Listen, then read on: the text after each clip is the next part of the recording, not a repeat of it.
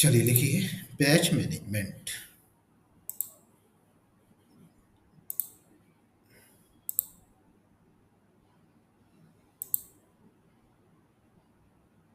MSc बने, इसका T code हो जाएगा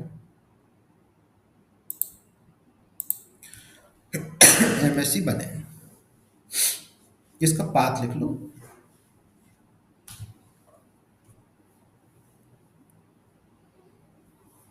इसका पाथ लिख लो। एसएपी इजी एक्सेस, पाथ लिख लो, उसके बाद मैं समझाता हूँ। एसएपी इजी एक्सेस, उसके अंदर लॉजिस्टिक्स, उसके अंदर मटेरियल मैनेजमेंट एमएम, उसके अंदर मास्टर डेट मटेरियल मास्टर, उसके अंदर बैच एमएससी बने।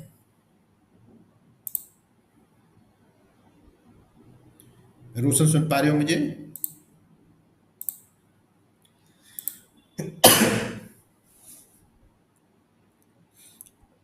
आप लोग मुझे सुन पा रहे हैं ना? Yes sir. ठीक है, मेरी स्क्रीन दिख ही रही होगी। तो लिखिए बैच मैनेजमेंट एमएससी बने, इसका पाथ नोट कर लो। एसएपी इजी एक्सेस, उसके अंदर लॉजिस्टिक्स, उसके अंदर मटेरियल मैनेजमेंट मटेरियल बैच। देखिए शाम को एडवांस क्लास अगर आपकी होगी तो मैं लिंक भेज दूंगा आपको, ठीक है ना? वैसे चांस कम है, कल भी क्लास नहीं हुई है। एमएससी बने, ठीक है ना? देखिए पहले थोड़ा सा लॉजिक समझ लीजिए, फिर हम इसको करते हैं। देखिए एक एग्जांपल लेते हैं। जैसे किसी एरिया में मान लो कोई डॉक्टर है, किसी को मेडिसिन लिखता है। जैसे बैच आपने कहाँ देखा होगा?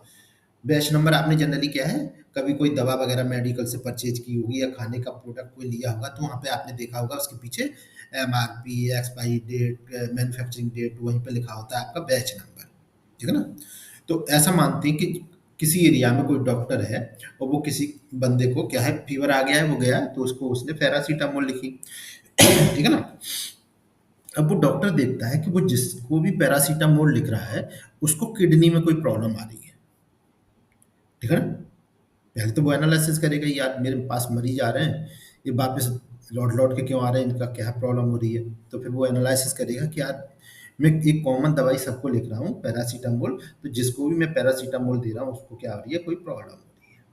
तो वो डॉक्टर क्या है, गवर्नमेंट या उस जो कंपनी की पैरासीटामोल कंपनी जो भी कंपनी बना रही है उसको क्या करेगा, इन्फॉर्म करेगा कि भाई ये चेक करो कि यह इस ड्रग में जो हम लिख रहे हैं इसमें कहीं कोई प्रॉब्लम है क्या। तो वो कंपनी क्या करेगी, चेक करेगी उसमें।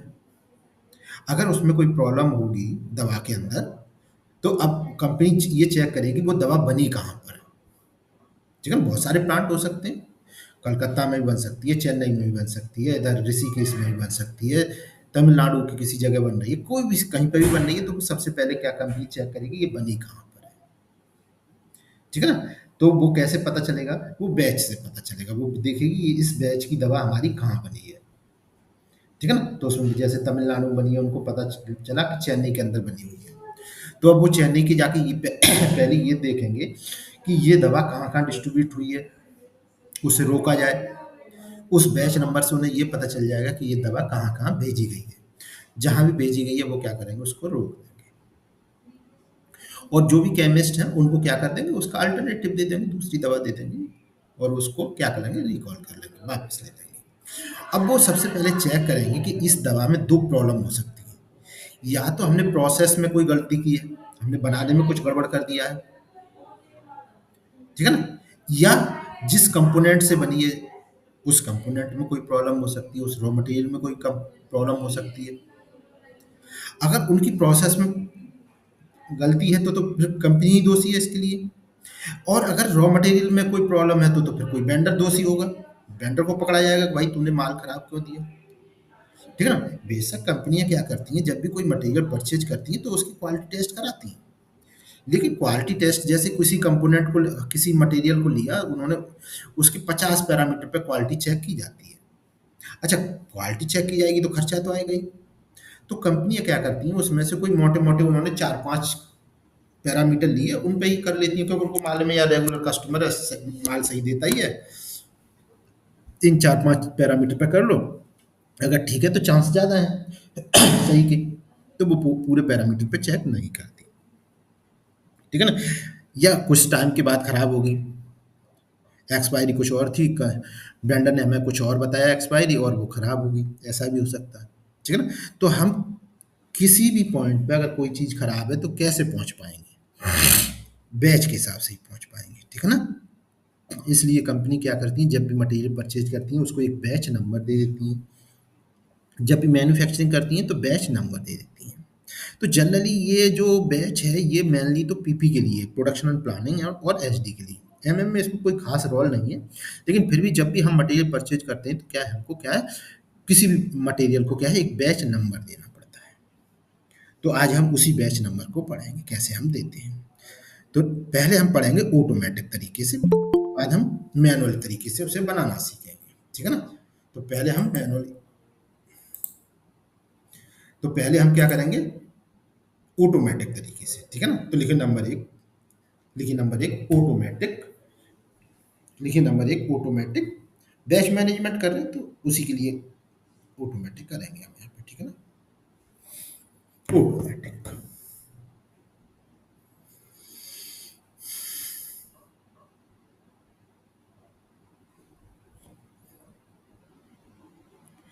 चलिए ऑटोमेटिक लिखिए, लिखिए नंबर एक।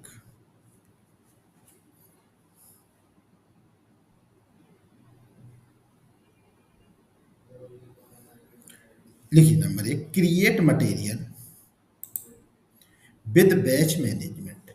अगर हम मटेरियल को बैच मैनेजमेंट के साथ क्रिएट करें तो जब भी हम उसे परचेज करेंगे उसमें ऑटोमेटिक एक बैच नंबर क्रिएट हो जाएगा।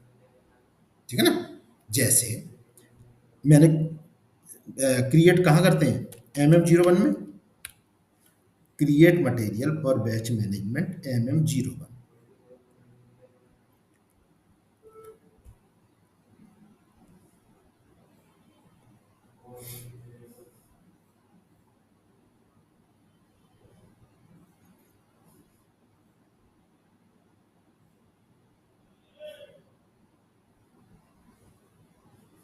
ठीक है ना? मटेरियल तो क्रिएट करना आप जानते ही हैं, मैं बस आपका वो उठा लेता हूँ, रोशन के नाम से बना है, रोशन। ठीक है ना? चलिए इसी तरीके से करते हैं, कुछ मत लिखिए, बस मैं बताऊंगा वो लिखना। प्लांट है आपका रोशन पी, और स्टोरेज आपकी 001। ठीक है ना? एंड। ठीक है? ये बैच मटेरियल। ठीक है ना? रियल टाइम में तो प्रॉपर नाम होगा, यहाँ लिख देता हूँ बैच मटेरियल। ठीक है ना? इसमें तो कहीं कोई दिक्कत है नहीं, ये सब काम आप कर ही लोगे। ठीक है ना? लिखिए परचेजिंग। परचेजिंग टैब के अंदर अगर आप लोग देखें तो ये दिख रहा है ना, बैच मैनेजमेंट। लिख लो परचेजिंग, इसके सामने लिख लो check mark on batch management.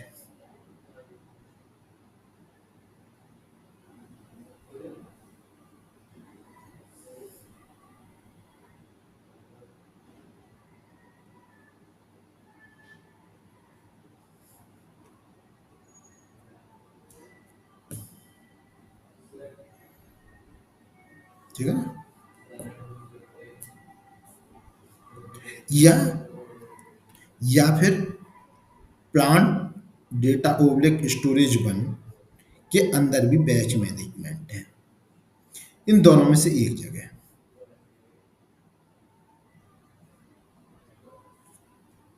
ठीक है ना? या तो आप उस जगह लगा लो या इस जगह, अगर मैं इस जगह से हटा दूंगा तो वहां से भी हट गया। ठीक है ना? तो ये ध्यान रखना है। ये मैंने कोई मटेरियल बना दिया। अब मैं जब भी इस मटेरियल को परचेज करूंगा यहाँ पे बैच नंबर ऑटोमेटिक क्रिएट हो जाएगा।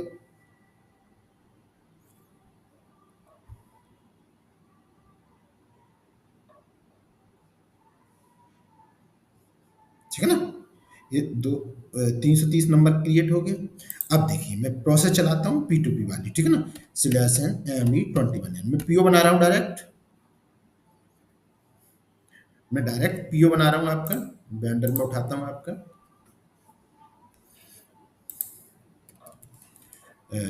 रोशन, कोई सा भी वेंडर ले लीजिए जो भी आपको सही लगता है।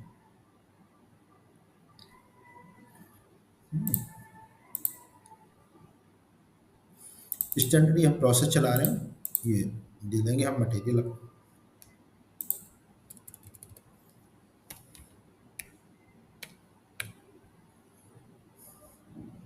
ठीक है ना, ये बैच मटेरियल लेना है हमको, मान लो 100 पीस या 1000 पीस जो भी लेना चाहते हैं आप ले सकते हैं। यहाँ पे कब डिलीवरी चाहिए कुछ भी दे दीजिए आप, 1000 पर पीस है, INR है और प्लांट है आपका रोशन P000, ठीक है ना, सब कुछ यही है, जो जो चीज़ सिस्टम मांग है वो आप चीज़ें दे दीजिए।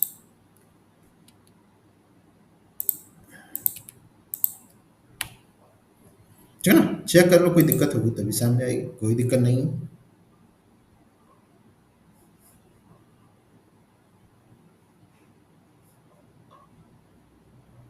सेव कर दीजिए, ठीक है ना, ये हमने एक पीओ बना लिया। I will take just 1 minute, sir. Sorry, Excuse me, sir. I will take just 1 minute. Sir, हाँ जी, sir, मैं तो घर आया। हेलो सर, हाँ हाँ, स्क्रीन दिख रही है ना आपको? I will take just screen देखिए, अभी इसको देखिए, फिर बात कर लेंगे हम बाद में, ठीक है ना। पीओ बन गया हमारा। अब हम क्या करते हैं, गुड्स रिसीव करके देखते हैं स्लैश एन मीगो।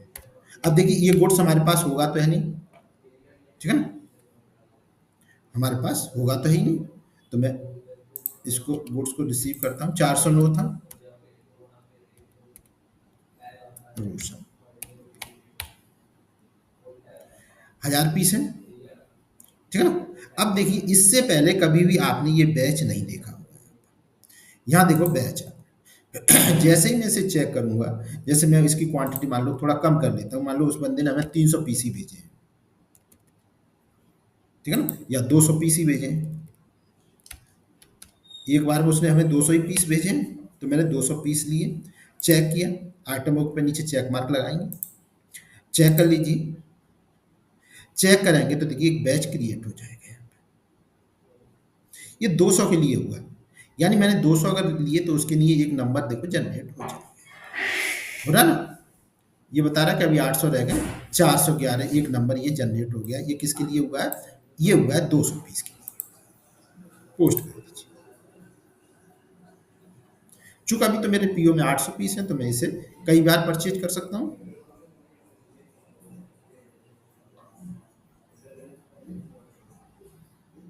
ठीक है ना। फिर से मैं इसी को पीओ के ले लेता हूँ क्योंकि मेरे पास अभी और पीस है। अब के मान लो उसने 500 पीस भेज दिए, अब के उसने 500 पीस भेज दिए, मैंने ये 500 पीस भी परचेज किए, ठीक है ना। तो देखो इसको भी एक नंबर जनरेट हो जाएगा ऑटोमेटिक, इसको भी देखो 412, ठीक है ना, अभी 300 पीस रह गए, पोस्ट कर देता हूँ, तो एक पीओ एक और बैच जनरेट हो गया, ठीक है ना। नेक्स्ट अगर देखें तो मैं यही एक बार और परचेज ले लेता हूँ, क्योंकि कई बार में मान लो माल देख रहा है बंदा तो हो सकता है क्या हो गया भाई, the function is not possible, ठीक तो है, ठीक है ना, आ गया, ठीक है ना। अब यहाँ पे देखिए ये मान लो 300 पीस ले लिए, इस 300 पीस को भी मैं क्या करता हूँ, एक नंबर दे देता हूँ, देखो इसको भी 413 नंबर जनरेट हो गया, आप यहाँ से भी देख सकते हैं ये हो गया, पोस्ट कर दिया।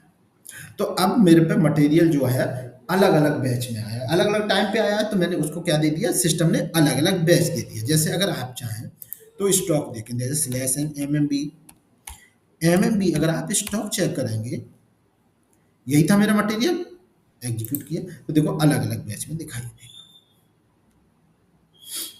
देखो दिख रहा है ना, पहले स्टॉक पूरा एक ही दिखता था, बैच नहीं दिखते थे। अब चूंकि मैंने अलग अलग बैच में लिए तो देखो दिखा रहा है 200 पीस इसके, 300 पीस इस बैच में, ये बैच यहाँ पे दिखाई दे रहा है। यानी इस मटेरियल का आप कुछ भी करेंगे, गुड्स रिसीव करना, गुड्स इशू करना, ट्रांसफर पोस्टिंग करना, कुछ भी काम करते हैं बिना बैच के होगा ही नहीं। जैसे अभी गुड्स रिसीव किया, बैच मांगा, ऐसे ही मैं आपको गुड्स इशू करके दिखा देता हूँ स्लैश एंड मीगो। देखो बिना बैच के नहीं होगा। इससे पहले हमें बैच की जरूरत नहीं पड़ती थी। मैंने गुड्स इशू किया मान लो, और मैं मान लो 201 के लिए करना चाहता हूँ, कंजप्शन के लिए, ठीक है ना।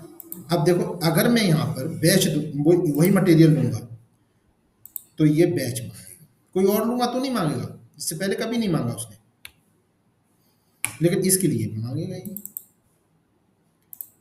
ये मान लो मुझे 50 पीस किसी को मतलब कंज्यूम करने के लिए, कहाँ से उठाने, रोशन 001 से,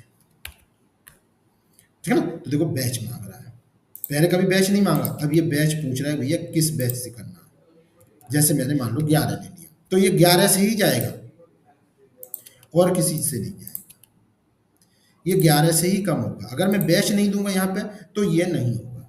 जैसे मैं इसे हटा दूं तो ये एरर दिखाएगा। जैसे चेक करें तो हमसे पूछ रहा है भैया बैच कौन सा चाहिए। अब आप जो भी बैच देनागे वही ले लेगा।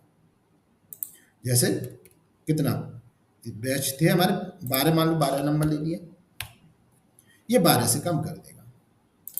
चेक कर लो, पोस्ट कर दो तो 412 में से देखो कम हो जाएगा, slash N M M B. अब देखो 12 यही था, 50 पीस देखो यहाँ कम हो गए, टोटल में से 50 पीस का, ठीक है ना। तो ये तो आप अगर ऑटोमेटिक तरीके से करना चाहते हैं तो आपको कुछ नहीं करना। आपको क्या करना होता है, आप उस मटेरियल में केवल बैच मैनेजमेंट पे चेक मार्क लगा दो। अब उस मटेरियल के साथ आप कुछ भी करेंगे, लेना देना, ट्रांसफर पोस्टिंग, कुछ भी करेंगे तो उसमें क्या होगा, बैच जनरेट होगा ही होगा। जैसे गुड्स रिसीव करेंगे तो बैच जनरेट हो गई, भेजेंगे ट्रांसफर करेंगे तो हमें बताना होगा कि हम किस बैच का माल भेजना चाहते हैं। अब हमें कोई प्रोडक्शन करना है तो हम कुछ भी प्रोडक्शन में बनाएंगे, हम उसको रॉ मटेरियल भेजेंगे तो हमें बताना होगा वो किस बैच का है, और उस बैच से हम ये पता कर सकते हैं ये किसका मटेरियल, किस बंदे का मटेरियल है, ठीक है ना। तो बैच इसमें काम आता है, एमएम में इतना ही है। इसके अलावा आप अपना बैच नंबर ऑटोमेटिक क्रिएट, वो मैनुअली भी क्रिएट कर सकते हैं। तो नेक्स्ट लिखो manual creation batch management, manual creation लिख लो, मैनुअल क्रिएशन, ठीक है। मैनुअल क्रिएट कैसे करते हैं वो भी देख लो। एमएससी बयान के अंदर गए हम लोग, पाथ वगैरह सब लिखा चुका हूँ मैं पहले ही। कोई सा भी मटेरियल वही होना चाहिए जिसके सामने आपने बैच मैनेजमेंट चेक मार्क, बिना चेक मार्क के नहीं काम करेगा, ठीक है ना। यहाँ बैच ऑटो क्रिएट हो जाएगा, वहाँ पे कितने 12-13 तक हुआ है, यहाँ 14 नंबर अपने आप क्रिएट हो जाएगा। एंटर, 2 बार एंटर करेंगे, एंटर एंड एंटर। कुछ भी प्रोडक्शन डेट दे दो, आज हुआ तो आज का दे दो, जब का भी हुआ है production date, shelf life expiry date दे दो। मान लो कितने साल के लिए वो है, मान लो 2 साल की एक्सपायरी डेट है उसकी, 27 तक करना चाहे तो 27 कर सकते हैं। अवेलेबिलिटी हमारे पास कब से अवेलेबल है या कब से टेस्टिंग हुई, आप देना चाहें तो दे सकते हैं।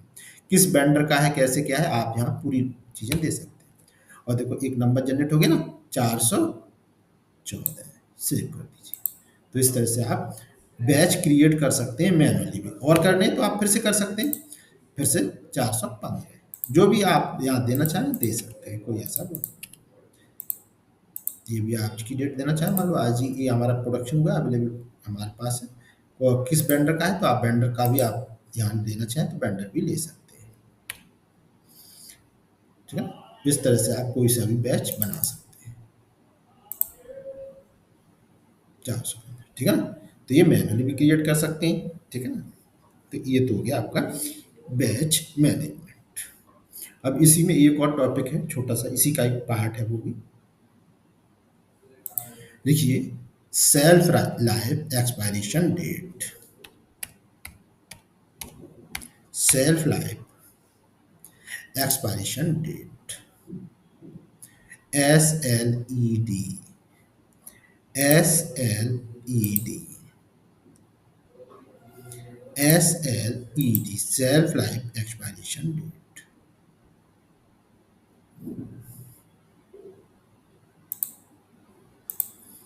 SLED,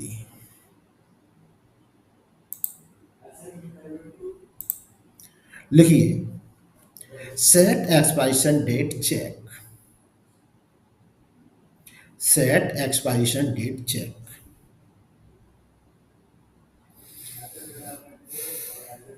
set expiration date check.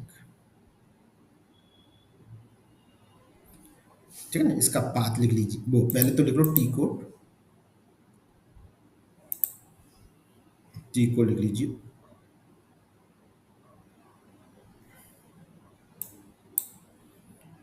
क्या है, OMJ5,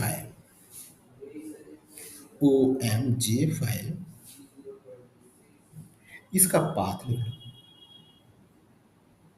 डिस्प्ले IMG, उसके अंदर लॉजिस्टिक जनरल, उसके अंदर बैच मैनेजमेंट, उसके अंदर सेल्फ लाइफ एक्सपायरेशन डेट, उसके अंदर set expiration date check, OMJ5।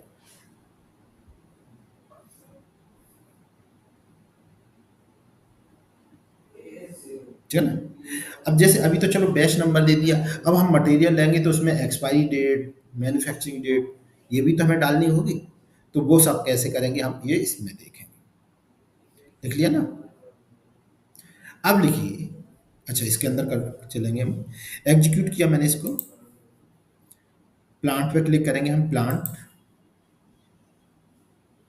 Plant search कर लीजिए, हमारा क्या है, रोशन पी, और इस प्लांट के सामने हम चेक मार्क लगा देंगे, BBD मतलब बेस्ट बिफोर डेट या प्रोडक्शन,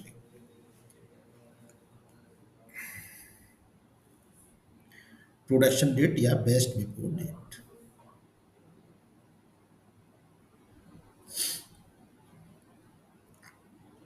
अपने प्लांट के सामने चेक मार्क लगा के सेव कर दीजिए। ठीक है ना। चलिए, /N MM01, नेक्स्ट लिखो create material for SLED, create material for SLED,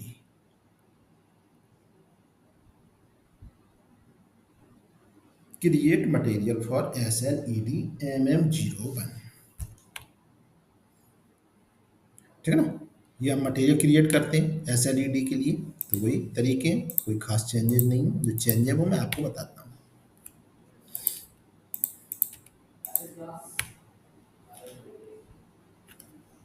SLED material, ठीक है, रियल टाइम में इसका प्रॉपर नाम होगा जो भी होगा। ठीक है ना।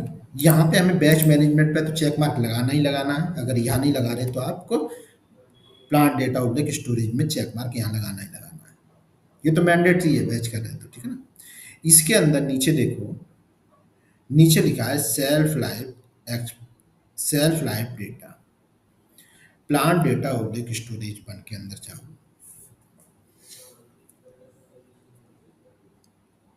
प्लांट डेटा, वो सॉरी सेल्फ लाइफ डेटा के अंदर जाओ, plant data object storage view में सेल्फ लाइफ एक्सपायरेशन डेट के अंदर जाओ, इसमें लिख दीजिए, देखिए इसमें ले लो पीरियड इंडिकेटर फॉर SLED, मैं मंथ के हिसाब से ले लेता हूँ, मंथ के हिसाब से आपको समझाता हूँ। ठीक है ना। ठीक है ना, कोई मटेरियल है उसकी लाइफ, ठीक है ना, सेल्फ लाइफ यानी मंथ के रूप में देखें, टोटल सेल्फ लाइफ यानी ये जो मटेरियल है इसकी लाइफ ही मान लो 36 महीने होती है, मंथ लिया है मैंने इसलिए 36, इसकी टोटल लाइफ ही 36 महीने है।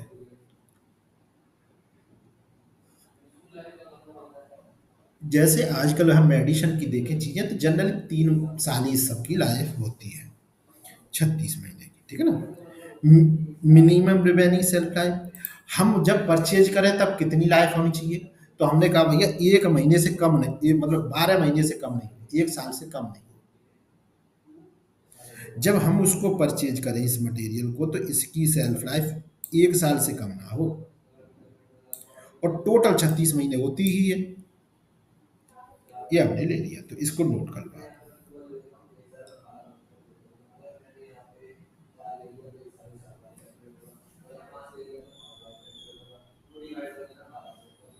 ठीक है ना?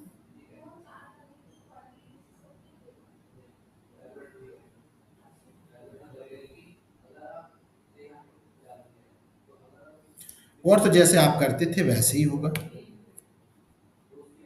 कोई चेंजेज नहीं है, बस इतना ही से चेंज है। सेव कर दीजिए। अब देखिए इस मटेरियल को हम परचेज करके देखते हैं, यानी अपनी P2P की प्रोसेस चलाते हैं। तो नेक्स्ट लिखिए क्रिएट पीओ। ME21 के अंदर गया, मैं पीओ बनाता हूँ यहाँ पर।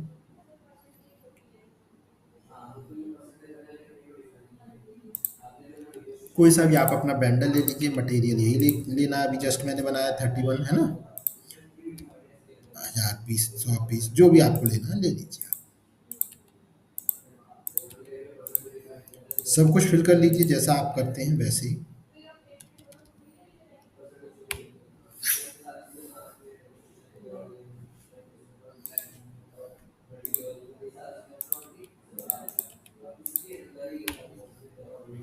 ठीक है ना? चेक कर लो, कोई दिक्कत होगी तभी सामने आएगी, कोई दिक्कत नहीं। हमने इस मटेरियल के लिए पीओ भेजा बंदे को, इसमें हमें क्या देना होता है, जब हम इसे रिसीव करेंगे तो उसका एक्सपायरी डेट वगैरह हमें सब कुछ देना। बैच तो क्रिएट होगा ही होगा, इसके अलावा तो 410 है। अब मैं इस गुड्स को रिसीव करता हूँ, तो नेक्स्ट लिखो गुड्स रिसीव।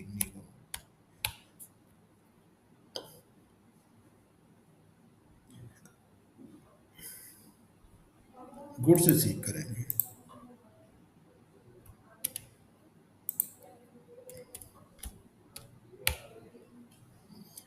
ये क्या होगा? अच्छा, ये रिलीज पे लगा हुआ है, रिलीज कर देता हूँ इसको, वैल्यू बढ़ गई होगी ना इसलिए। रिलीज कहाँ करते हैं? /ME29N है ना, रिलीज मैंने पढ़ाया है 410।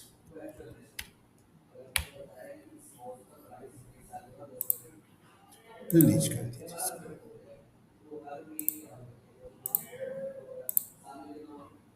रिलीज कर दीजिए।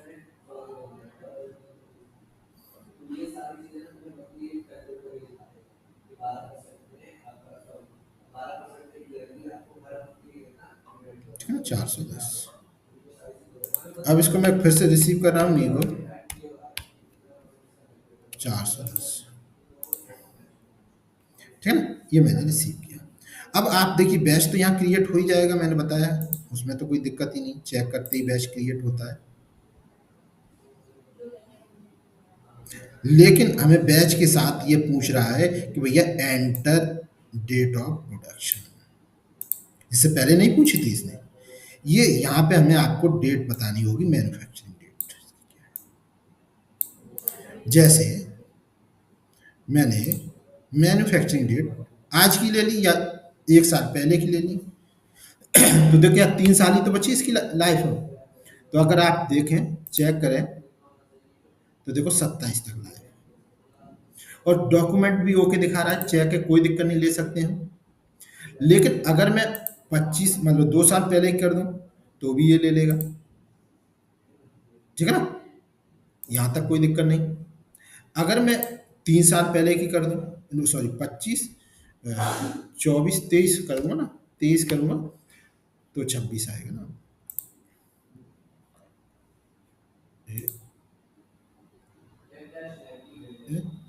चेंज कैसे नहीं हो रहा भाई, ये 23 की बनी हुई है तो 26 आ गया। अब 23 26 हो गया। अगर मैं यहाँ पे 22 करता हूँ और 12 महीने कर देता हूँ यहाँ पे, तो थोड़ा ठीक है फिर भी। अब चेक कर लो तो देखो ये कह रहा है कि भैया एक्सपायरी डेट जो है ना वो आपकी इतनी है, जो 300 हमारे 365 दिन से कम नहीं होनी चाहिए। ये 300 भाई 10 महीने ही तो रह गए, 12 महीने कर दिया तो 10 महीने यानी 300 दिन रह गए, इसको परचेज नहीं किया जा सकता। क्योंकि हमें कोई भी मटेरियल लेना उसकी लाइफ कम से कम, देखिए मैं यहाँ पे 12 है, 10 कर रहा हूँ तो पूरी 12 हो जाएगी। अगर मैं यहाँ पे 12 से ऊपर क्या ले जाएंगे, 6 कर देता हूँ, 06 06 2024, 24 नहीं 23, चेक कर लो। अब ये और कम हो गया इसका, तो हम इसको नहीं परचेज कर सकते। लेकिन अगर मैं यहाँ 24 कर दूं तो लाइफ बढ़ जाएगी, 24 से 27 तक पहुंच जाएगी इसकी, तो हम इसे परचेज कर, यानी 1 साल से पहले है कोई मटेरियल की लाइफ तो हम उसे परचेज नहीं कर सकते, उससे ऊपर है तो परचेज कर सकते हैं। तो यही मैंने आपको यहाँ पे दिखाया है, चेक कर लो, कोई दिक्कत नहीं। पोस्ट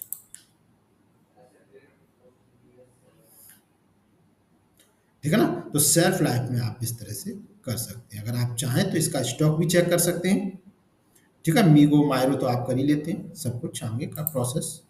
अगर आप इसका स्टॉक चेक करें तो /MMB के अंदर में जाऊँ तो आपको मैं स्टॉक भी दिखा सकता हूँ। देखो या तो आप बैच डाल दो, अगर बैच नहीं डालते हैं तो आप इसे हटा के आप देख लेंगे तो ये बैच खुद ही खुल जाएगा,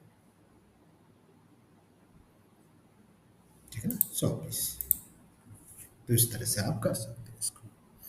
तो ये आपका बैच मैनेजमेंट था जो कि मैंने आपको करा दिया है, ठीक है ना। तो इसको मैं रिकॉर्डिंग रोक देता हूँ। अब इसमें अंदर कुछ पूछना हो तो अब मुझे बताओ।